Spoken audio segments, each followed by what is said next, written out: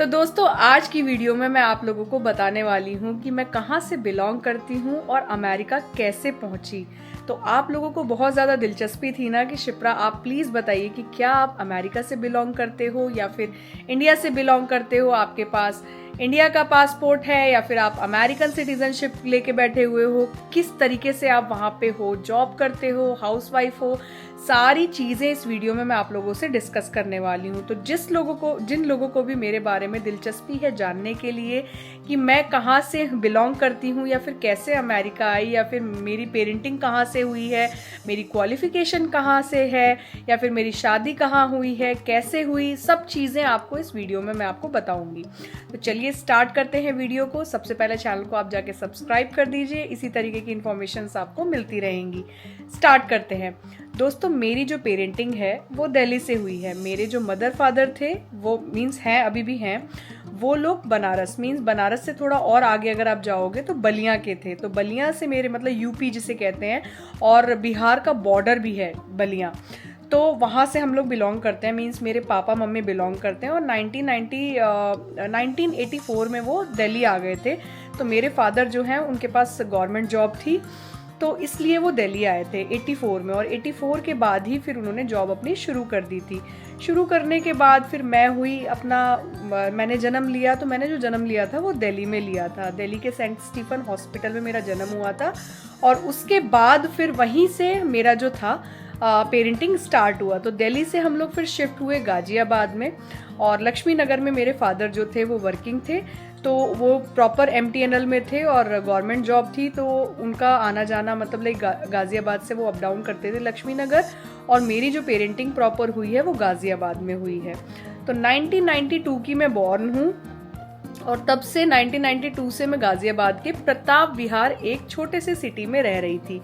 अगर आप लोग जानते हैं तो आप लोगों को पता होगा गाज़ियाबाद में प्रताप विहार जो है वहाँ से मैं बिलोंग करती हूँ। बट एक चीज़ आपको और बताऊं, अगर आप नहीं जानते हैं तो आप लोग गूगल के थ्रू देख सकते हैं। बहुत बड़ी सिटी नहीं है बट हाँ ठीक ठाक सिटी है और बहुत ज़्यादा मैं ये नहीं कहूँगी कि बहुत अच्छी सिटी है या फिर बहुत जिस एरिया में मैं रहती थी वो बहुत अच्छा एरिया नहीं था, बहुत मिडिल लेवल का एरिया था जहाँ पे हर तरीके के लोग रहते थे। तो वहाँ से मेरी पेरेंटिंग हुई थी और उसके बाद फिर मैंने जो मेरी क्वालिफिकेशन है वो मेरी BCom प्लस MBA है। मैंने MBA HR प्लस आपका फाइनेंस से मैंने किया हुआ है और ABS इंजीनियरिंग कॉलेज से मैंने अपना MBA किया हुआ है।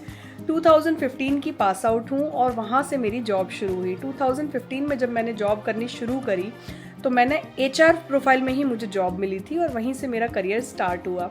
बट मुझे ये नहीं पता था कि मैं अमेरिका आ जाऊँगी। अमेरिका आने का रीज़न भी था, एक अपॉर्चुनिटी भी नहीं मिली थी मुझे, कुछ किसी तरीके का कुछ नहीं था, बस जिसे कहते हैं ना नसीब, वो नसीब मेरा था, इसलिए मुझे अमेरिका आना था जो कि मेरे हस्बैंड के थ्रू लिखा था।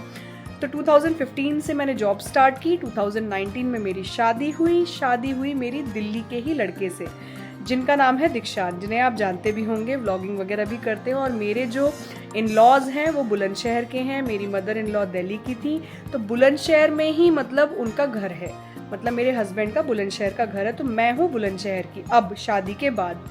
तो दीक्षांत से मेरी शादी हुई। उसके बाद हम लोग बुलंदशहर से शिफ्ट हुए नोएडा में। नोएडा से हमने जॉब करनी स्टार्ट करी। बहुत नॉर्मल तरीके से हमारी लाइफ चल रही थी। मैंने कभी नहीं सोचा था कि हम अमेरिका आ जाएंगे और अधिकतर लोगों के साथ ऐसा ही होता है कि जब उन्हें अपॉर्चुनिटी मिलती है तो वो एकदम नहीं छोड़ते। तो हमने कभी सोचा नहीं था, हमारा कोई ड्रीम भी नहीं था कि हम अमेरिका आएंगे। ना दीक्षांत का, ना मेरी कोई ऐसी क्वालिफिकेशन थी जिसके बेस पे मुझे अमेरिका जॉब मिल जाती, ना दीक्षांत की ऐसी क्वालिफिकेशन थी कि उन्हें जॉब मिल जाती। बट हाँ, कंपनी ने उन्हें अपॉर्चुनिटी प्रोवाइड कराई, तो उस बेस पे हम लोग अमेरिका आए L1 वीज़ा पे। मीन्स मेरे हस्बैंड का जो वीज़ा है वो है L1 वीज़ा और L1 वीज़ा के बेस पे मैं L2 वीज़ा पे आई। तो जब मैं L2 वीज़ा पे आई तो L1 वीज़ा जो होता है ना वो ऐसा होता है कि आपको कंपनी के थ्रू ही भेजा जाता है। आप कोई और कंपनी स्विच नहीं कर सकते। मतलब जिस कंपनी के थ्रू वो अमेरिका आए हैं उसी कंपनी में ही काम करेंगे यहाँ पे, मतलब वो अमेरिका की कंपनी होगी, क्लाइंट लोकेशन पे वो काम करेंगे, बट स्विच नहीं कर सकते जब तक उनका H1B वीज़ा ना लग जाए। और ये जो L1 वीज़ा होता है दोस्तों, ये होता है 5 ईयर्स के लिए। तो हमारा पहले से ही डिसाइडेड था कि हम 5 ईयर्स के लिए रहेंगे अमेरिका में। 4 इयर्स ऑलरेडी हमें हो चुके हैं अमेरिका में। तो फर्स्ट टाइम जब हम अमेरिका आए थे तो हम गए थे कैलिफोर्निया, वहाँ था सैंडियागो। सैंडियागो में मेरे हस्बैंड रहते थे। उस टाइम पे मैं नहीं आई थी, उस टाइम पे मैं इंडिया में ही थी, क्योंकि मेरी भी जॉब थी और मुझे स्विच करने के लिए टाइम चाहिए था। मींस मैं जॉब छोड़ती, मुझे नोटिस पीरियड देना पड़ता, ये सारी चीज़ें थी तो मुझे देखना पड़ता। अच्छा, इस 2015 से लेके अब तक मेरे प्रोफाइल में कुछ भी गैप नहीं है, मैं वर्किंग हूँ। खुदा ना खास्ता आज तक कभी ऐसा नहीं हुआ, टचवुड, कि मेरी जॉब चली गई हो, चाहे अमेरिका हो चाहे इंडिया हो, हर जगह मुझे जॉब मिली और सेम ही प्रोफाइल पे वर्किंग हूँ, एचआर प्रोफाइल पे।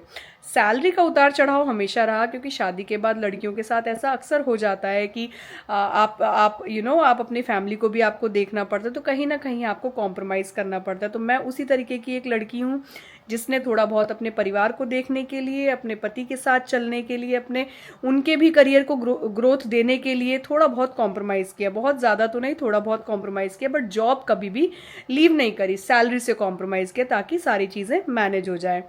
अब क्या हुआ, जब अमेरिका आ गए सैंडियागो, तो उसके बाद फिर दोबारा इनका प्रोजेक्ट मूव हुआ वॉशिंगटन। तो वॉशिंगटन हम लोग यहाँ पे आए। वॉशिंगटन में मैं भी साथ में आई इनके साथ, और वॉशिंगटन में आने के बाद कुछ ही टाइम बाद मेरी जॉब लग गई थी एचआर प्रोफाइल पे, जो कि इंडिया का एक्सपीरियंस जो मेरा था ना, वही काउंट होके यहाँ पे भी मेरी जॉब लग गई। और वर्क फ्रॉम होम थी, मीन्स हाइब्रिड पोजीशन पे मुझे जॉब मिली, और सैलरी भी ठीक ठाक थी। तो मेरा जो ऑफिस होता है वो वेडनेसडे और फ्राइडे होता है, और वेडनेसडे फ्राइडे होने के बाद भी मेरे पास कुछ ना कुछ थोड़ा बहुत टाइम बच जाता था। तो मैंने सोचा कि क्यों ना मैं यूट्यूब वगैरह शुरू करूं, क्योंकि मेरे को लगता था कि कुछ ना कुछ थोड़ा बहुत एंटरटेनमेंट होना चाहिए लाइफ में। यूट्यूब शुरू करा, फेसबुक शुरू करा, सोशल मीडिया पे आने की कोशिश करी, लोगों ने इतना ज़्यादा प्यार दिया, इतना पसंद किया कि आज मैं मोनेटाइज भी हो गई हूँ, बहुत अच्छे सब्सक्राइबर्स भी हैं। और अभी मेरा ज़्यादा टाइम मुझे हुआ भी नहीं है सोशल मीडिया पे आए हुए, और मेरा जो कंटेंट है वो हमेशा नॉलेज वाला रहा है, तो हमेशा रिस्पेक्ट मिली है मुझे। मैंने कभी नहीं सोचा था कि मैं अमेरिका आके व्लॉगिंग शुरू करूँगी, अमेरिका में जॉब लग जाएगी, ये तो बिल्कुल नहीं सोचा था। तो जो मेरा अमेरिका आने का रीज़न रहा है वो है मेरे हस्बैंड दीक्षांत। आ पाऊँ तो जो भी आज मैं हूँ वो हस्बैंड की वजह से हूँ, हस्बैंड की वजह से ही यहाँ पे मेरी जॉब लगी। मीन्स उन्होंने नहीं लगवाई, जॉब तो मेरी खुद की वजह से लगी है, क्योंकि मैं ऑलरेडी काम करती थी, बट मेरे पास कुछ एक्स्ट्रा ऑर्डिनरी ऐसी स्किल्स नहीं थी जिसके बेस पे मैं अमेरिका आ पाती। तो वो मेरे हस्बैंड हैं जिनके पीछे मैं आई हूँ। और अमेरिका कभी उन्होंने भी, खुद ने भी नहीं सोचा था कि वो अमेरिका आएंगे। वो बस कंपनी ने उन्हें अपॉर्चुनिटी दी, उन्होंने इंटरव्यू क्रैक किया अमेरिका का, उनका वीज़ा लगा, हमारा भी लगा, मेरे बेटे का भी लगा, और हम यहाँ आ गए। आने के बाद हम बहुत अच्छे से यहाँ पे रह रहे हैं, यहाँ पे लाइफ बहुत अच्छी चल रही है अमेरिका में। पेरेंट्स को भी घुमाया, पेरेंट्स भी आते रहते हैं, हम भी जाते रहते हैं, तो कोई भी ऐसी प्रॉब्लम नहीं होती है कि हम उनसे नहीं मिल पा रहे हैं या वो हमसे नहीं मिल पा रहे हैं। तो हम बहुत ज़्यादा सोशल हैं, पारिवारिक जिसे कह सकते हैं वो भी हैं। इसीलिए हम अमेरिका से दोबारा वापस इंडिया जाएंगे, मतलब अभी जा नहीं रहे हैं, जाएंगे। हमारा एकदम मेन मोटिव नहीं है कि हम अमेरिका में आगे जाके रुकेंगे।